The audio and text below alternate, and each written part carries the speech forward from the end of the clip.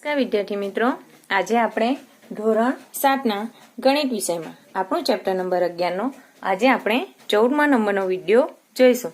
અગાઉના વિડીયોમાં આપણે સ્વાધ્યાય 11.4ના પ્રશ્ન નંબર 1, 2 અને પ્રશ્ન નંબર 3 જોયા હતા.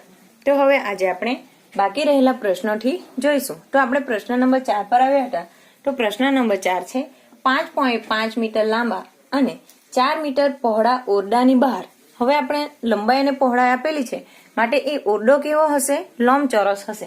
હવે એ ઓરડાની બહારની બાજુએ, દાખલા તરીકે આપણે જોઈએ તો એક લંબચોરસ ઓરડો છે જેની લંબાઈ 5.5 મીટર અને પહોળાઈ આપણને 4 મીટર આપેલ છે. હવે એ ઓરડાની બહારની ચારે બાજુએ 2.25 એટલે કે બધી બાજુ 2.25 મીટર પહોળો વરંડો એટલે કે બેસવાની એક પ્રકારની બેઠક વરંડો બનાવેલ છે. તો આપણે એ વરંડાનું ક્ષેત્રફળ શોધવાનું છે અને એ વરંડાને ભોંયતળિયા પર 200 મીટર સ્ક્વેર સિમેન્ટ પાથરવાનો ખર્ચ શોધો. એટલે કે આપણે જે રીતે રસ્તાનું ક્ષેત્રફળ શોધ્યું હતું તે રીતે આપણે વરંડાનું ક્ષેત્રફળ શોધવાનું છે. તો આપણને નાના લંબચોરસની લંબાઈ અને પહોળાઈ આપેલી છે, એટલે કે ઓરડાની લંબાઈ અને પહોળાઈ આપેલી છે. તો એ રીતે આપણે મોટા જે લંબચોરસ છે એટલે કે મોટું આખું કુલ ક્ષેત્રફળ શોધવા માટે આપણે તે કુલ ક્ષેત્રફળ માટે મોટા લંબચોરસની લંબાઈ અને પહોળાઈ શોધવી પડશે. તો આપણે મોટા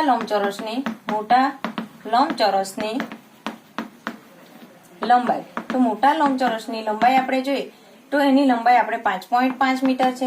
તેમાં આપણે પ્લસ 2.25 કરીશું. તો આપણે 5.5 માં 2.25 અને 2.25 ઉમેરતા 5 ને 5 10 વડે 5 ને 6 7 8 9 ને 10 વડે 5 ને 6 7 8 9 ને 10 એટલે કે 10 મીટર એની લંબાઈ થશે. ત્યારબાદ આપણે એ મોટા લંબચોરસની પહોળાઈની વાત કરીએ તો એની પહોળાઈ થશે 4 મીટર છે. તેમાં આપણે બંને બાજુથી પહોળાઈ 2.5 અને 2.5 મીટર 2.25 છે.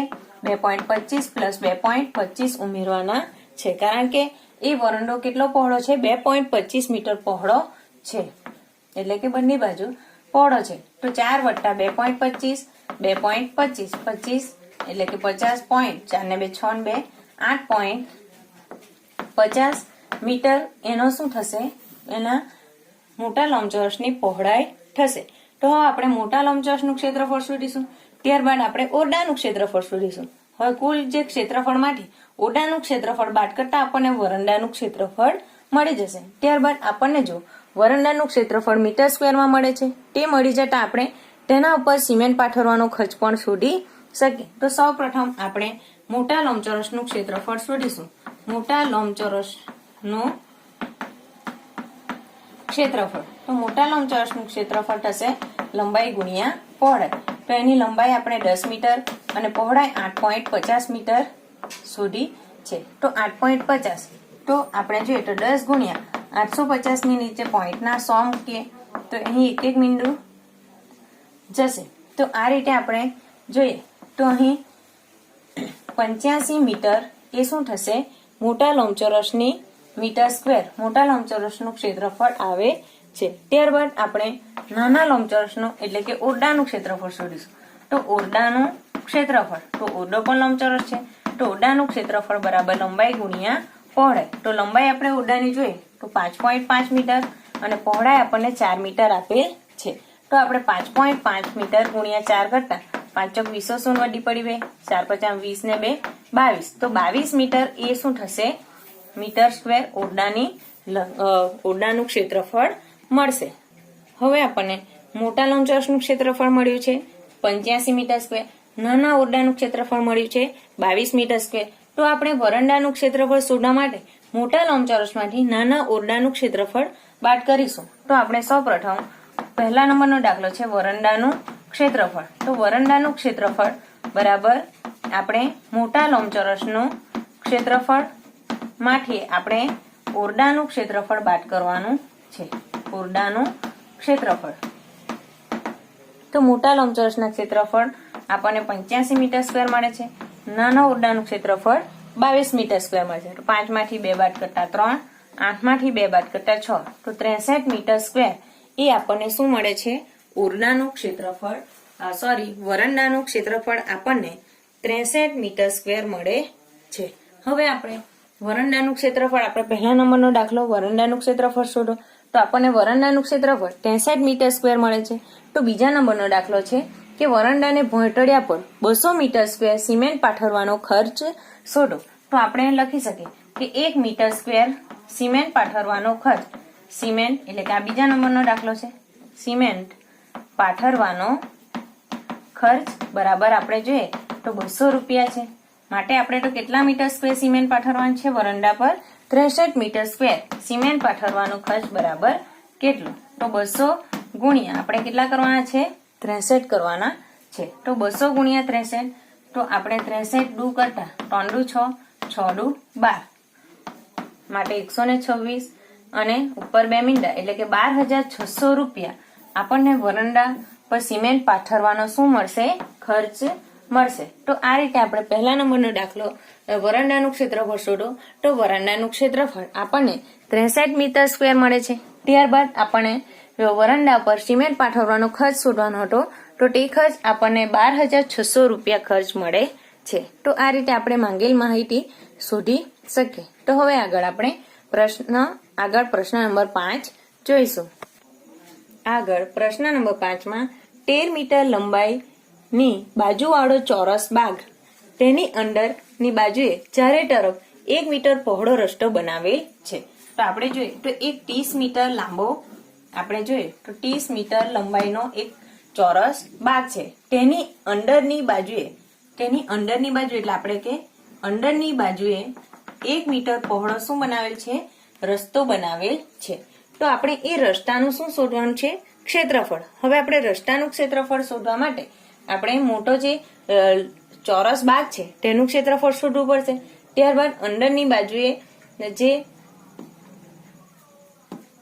જગ્યા છે એટલે કે અંદર જે બાગ બનાવેલ છે તો તેનું નાના ચોરસનું ક્ષેત્રફળ શોધીશું, એટલે કે અંદરના ચોરસનું ક્ષેત્રફળ શોધીશું. તો મોટા બહારના ચોરસના ક્ષેત્રફળમાંથી અંદરના ચોરસનું ક્ષેત્રફળ બાદ કરતા આપણને કોનું ક્ષેત્રફળ મળશે? રસ્તાનું ક્ષેત્રફળ મળશે. માટે આપણે પહેલા નંબરના રસ્તાનું ક્ષેત્રફળ શોધવા માટે આપણે સૌપ્રથમ આપણે ચોરસ બાગનું એટલે કે ચોરસ બાગનું ક્ષેત્રફળ શોધીશું. તો ચોરસ બાગનું ક્ષેત્રફળનું સૂત્ર છે લંબાઈ ગુણ્યા લંબાઈ, એટલે કે 30 ગુણ્યા 30 કરતા 3 9 એટલે કે 900 મીટર સ્ક્વેર આપણને ચોરસ બાગનું કુલ ક્ષેત્રફળ મળે છે. ત્યારબાદ આપણે અંદરના ચોરસની લંબાઈ શોધવી પડશે, કારણ કે આપણને આપેલ નથી. તો અંદરના ચોરસની લંબાઈ શોધવા માટે આપણે જોઈએ તો 30 મીટર બાગનું ક્ષેત્રફળની બાગની લંબાઈ આપણને 30 મીટર આપેલ છે. હવે રસ્તો બંને બાજુથી પહોળો 1 મીટર છે, માટે આપણે 1 મીટર એની જે આટલી લંબાઈ ટોટલ આ લંબાઈ જે છે 30 મીટર છે, તો બંને બાજુથી 1 મીટર બાદ કરતા આપણે જોઈએ તો તેની લંબાઈ 30 માંથી આપણે બંને બાજુથી 1 વત્તા 1 એટલે કે ટોટલ આ સાઈડથી 1 અને આ બાજુથી 1 મીટર બાદ કરતા ટોટલ આપણે કેટલા મીટર બાદ કરવાનું છે? 2 મીટર. માટે 28 મીટર એની શું આવશે? નાના અંદરના જે ચોરસ છે તેની લંબાઈ આવશે. તો આપણે નાના એટલે કે અથવા તો અંદરના ચોરસનું ક્ષેત્રફળ, અંદરના ચોરસનું ક્ષેત્રફળનું સૂત્ર છે લંબાઈ ગુણ્યા લંબાઈ, એટલે કે 28 ગુણ્યા 28 કરવાના છે. તો હવે આપણે 28 ગુણ્યા 28 કરીશું. એકમનું 0, 8 દુ 16 6 વડી 1, 2 દુ 4 ને 1 5, 8 અઠ્યા 64 4 વડી પડી 6, 8 દુ 16, 16 માં 6 ઉમેરતા આપણને 22 મળે છે. ત્યારબાદ 4, 6 ને 2 8, 5 ને 2 7, તો 784 મીટર સ્ક્વેર આપણને અંદરના જે નાના ચોરસ છે તેનું ક્ષેત્રફળ મળે છે. હવે આપણે શોધવાનું શું છે? રસ્તાનું ક્ષેત્રફળ. તો આપણે સૌપ્રથમ રસ્તાનું ક્ષેત્રફળ શોધીશું. તો રસ્તાનું ક્ષેત્રફળ બરાબર બાગનું ક્ષેત્રફળમાંથી બાગનું કુલ જે ક્ષેત્રફળમાંથી આપણે અંદરના ચોરસનું ક્ષેત્રફળ બાદ કરીશું. અંદરના ચોરસનું ક્ષેત્રફળ, તો બાગનું ક્ષેત્રફળ આપણને કુલ કેટલું મળે છે? 900 મીટર સ્ક્વેર, અને અંદરના ચોરસનું ક્ષેત્રફળ નું સૂત્ર મળે છે ક્ષેત્રફળ 784 મળે છે. તો 900 માંથી આપણે 784 બાદ કરવાના છે. તો અહીં રહેશે 8, 9 અને 10. 10 માંથી 4 બાદ કરતા 6, 9 માંથી 8 બાદ કરતા 1, 8 માંથી 7 બાદ કરતા 1. તો 116 મીટર સ્ક્વેર આપણને કોનું ક્ષેત્રફળ મળે છે? રસ્તાનું ક્ષેત્રફળ મળે છે. હવે આપણે બીજા નંબરનો દાખલો જોઈએ તો રસ્તા પર ઘાસ ઉગાડવાનો કે રસ્તા પર સિમેન્ટ પાથરવાનો એવો કોઈ ખર્ચ માંગેલ નથી. આપણને બીજા નંબરના પ્રશ્નમાં માંગેલ શું છે? બાગના રસ્તા સિવાયના ભાગમાં 40 રૂપિયા પ્રતિ મીટર ઘાસ ઉગાડવાનો ખર્ચ શોધવાનો છે. તો આપણે જોઈએ તો રસ્તાનું ક્ષેત્રફળ આપણને 116 મીટર મળે છે. હવે આપણે જે રસ્તા સિવાયની જગ્યા એટલે કે 30 મીટર લાંબો જે કુલ મોટો બાગ છે તેમાં રસ્તા સિવાયની જગ્યા એટલે કે એનો મતલબ શું થશે? અંદરનો ચોરસ. હવે એ અંદરના ચોરસમાં આપણે શું ઉગાડવાનું છે? ઘાસ ઉગાડવાનો છે. તો એ ઘાસ ઉગાડવાનો ખર્ચ મીટર સ્ક્વેરના કેટલા રૂપિયા મળે છે? 40 રૂપિયા આપણે ચૂકવવાના છે. તો આપણને જે અંદરના ચોરસનું ક્ષેત્રફળ આપણે શોધ્યું છે તો તે કેટલું છે? 784 મીટર સ્ક્વેર છે. તો આપણે લખી શકીએ કે 1 મીટર સ્ક્વેર ઘાસ ઉગાડવાનો ખર્ચ બરાબર 40 રૂપિયા. માટે આપણે કેટલા મીટર ઘાસ ઉગાડવાનું છે? 784 એટલે કે અંદરના જે ચોરસનું ક્ષેત્રફળ છે 784 મીટર સ્ક્વેરમાં આપણે ઘાસ ઉગાડવાનો ખર્ચ બરાબર કેટલો? તો આગળ આપણે જોઈએ તો 40 ઉપરની સંખ્યા ઉપરની રહેશે, 784 ઉપર અને છેદમાં 1 આપણે લખીએ કે ન પણ લખીએ તો પણ ચાલશે. એટલે કે છેદમાં આપણે 1 લખીએ તો સંખ્યા તેની તે રહે છે. હવે 784 ગુણ્યા આપણે 40 કરવાના છે. તો 784 ગુણ્યા 4 કરીને આપણે 1 શૂન્ય લગાવતા 4 ચોક 16 6 વડી 1, 8 ચોક 32 ને 1 3303 વડી પડી 3, 7 ચોક 28 ને 3 31 અને 1 40 નું શૂન્ય લગાવતા 31,307 રૂપિયા આપણને ઘાસ ઉગાડવાનો ખર્ચ થશે. તો આ રીતે આપણે રસ્તાનું ક્ષેત્રફળ અને બાગ સિવાયની જે જગ્યા છે તેમાં ઘાસ ઉગાડવાનો ખર્ચ આપણને રસ્તાનું ક્ષેત્રફળ કુલ 116 મીટર સ્ક્વેર મળે છે અને ઘાસ ઉગાડવાનો ખર્ચ 31,360 રૂપિયા મળે છે. તો આપણને જે માંગેલ આન્સર છે તે આ પ્રમાણે છે. તો હવે આગળ આપણે પ્રશ્ન નંબર 6 જોઈશું. આગળ પ્રશ્ન નંબર 6 માં 700 મીટર લંબાઈ અને 300 મીટર પહોળાઈ ધરાવતા બાગની મધ્યમાં એટલે કે આપણે જોઈએ તો એ લંબાઈ પહોળાઈ આપેલ હોવાથી એ બાગ કેવો હશે? લંબચોરસ બાગ છે. તો એ બાગની લંબાઈ આપણને 700 મીટર આપેલ છે અને તેની પહોળાઈ આપણને 300 મીટર આપેલ છે. હવે આપણે એની પહોળાઈ 300 મીટર છે.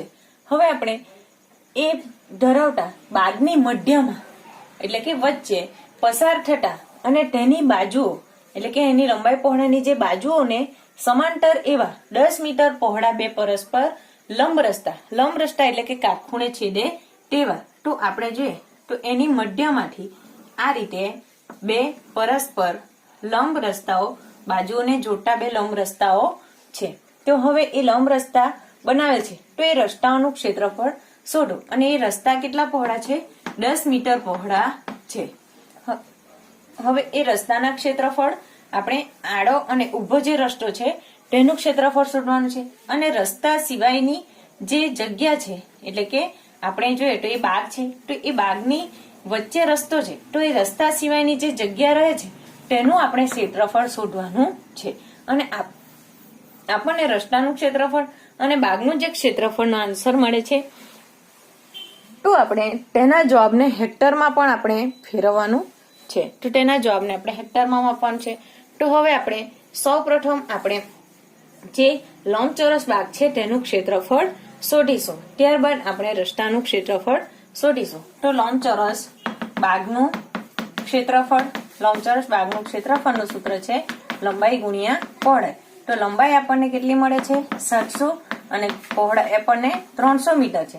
તો 7 તારી 21 અને ટોટલ 4 મીંડા આટલા મીટર સ્ક્વેર આપણને બાગનું ક્ષેત્રફળ મળે છે.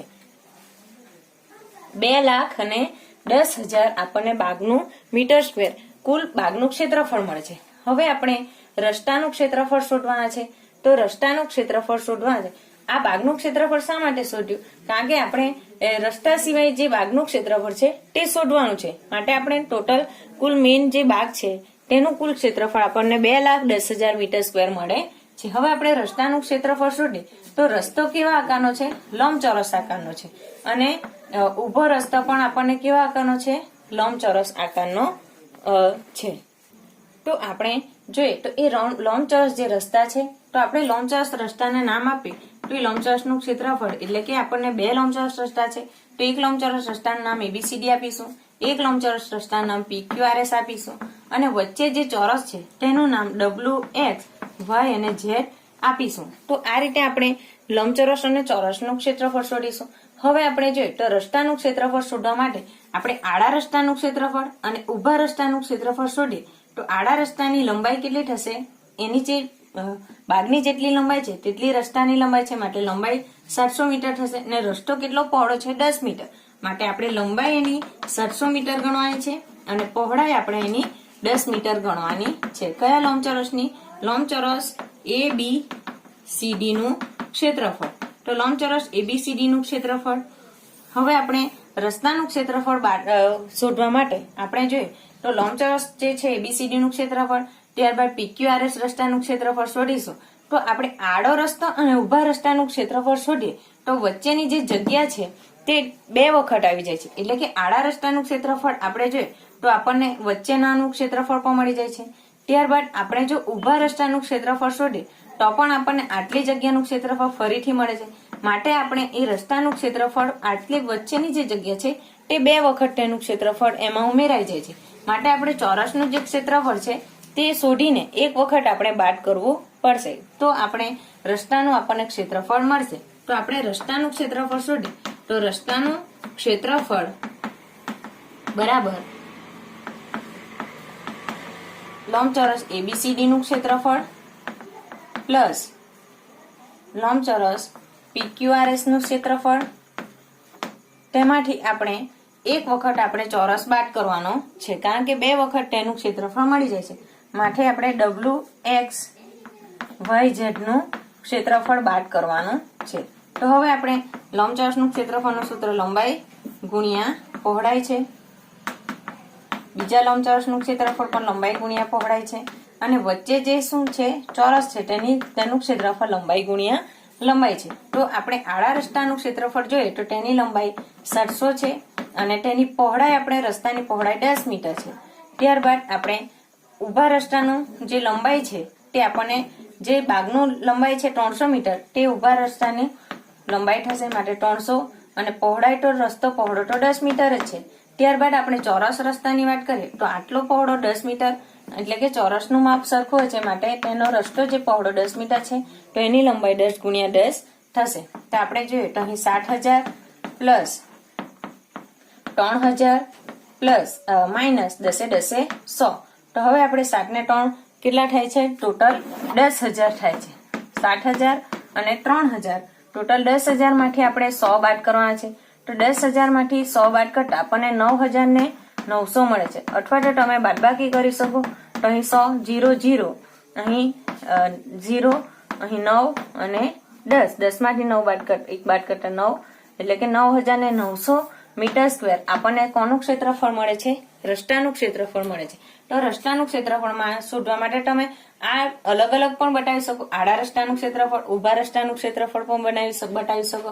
ત્યારબાદ આપણને બે વખત વચ્ચેના ચોરસનું ક્ષેત્રફળ મળતું હોવાથી એક વખત આપણે તે બાદ કરવાનું રહેશે તો આપણને કુલ રસ્તાનું ક્ષેત્રફળ મળે છે. ત્યારબાદ આપણે આગળ શું શોધવાનું છે? રસ્તા સિવાયની જગ્યા જે બાગનું ક્ષેત્રફળ એટલે કે કુલ બાગનું ક્ષેત્રફળ 2,10,000 મીટર સ્ક્વેર મળે છે અને રસ્તાનું ક્ષેત્રફળ આપણને મળી ગયું છે. તો આપણે કુલ બાગનું ક્ષેત્રફળમાંથી રસ્તાનું ક્ષેત્રફળ બાદ કરીએ તો આપણને બાગ સિવાયની જે જગ્યા છે તેનું ક્ષેત્રફળ મળશે. તો બાગ સિવાયની જગ્યાનું ક્ષેત્રફળ, બાગ સિવાયની જે જગ્યા છે